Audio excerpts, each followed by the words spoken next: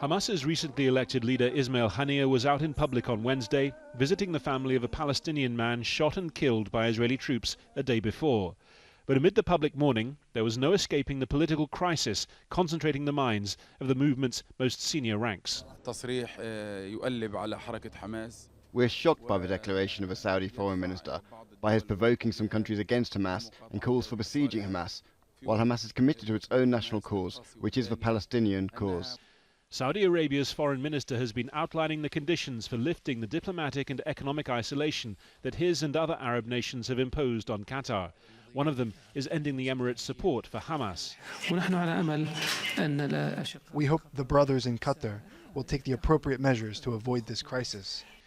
It's not hard to find evidence of Qatari funding in Hamas-controlled Gaza.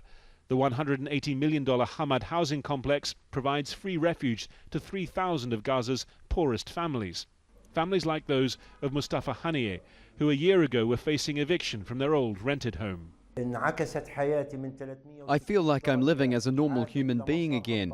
Before this apartment, we couldn't all live together. There are many other families like mine. Hamas insists that this is the true nature of Qatari funding, humanitarian assistance for a people blighted by a decade of Israeli siege. There's an obvious counter-argument here that money that Hamas doesn't have to spend on social projects such as this one is money that it could spend on, for example, its military wing. But for any Qatari money to get into Gaza, it requires the help, the cooperation of a perhaps unexpected third party, that of Israel. Qatar's regular Gaza envoy travels here via Israel, has meetings with senior Israeli army officers in charge of the blockade. While Israel calls Hamas a terror group and an obstacle to peace, it's also wary of the effects of too much financial pressure. If there's less money coming into Gaza, if Hamas is getting less money, Hamas's tactic, we've seen it time and again, has been to distract people by attacking Israel.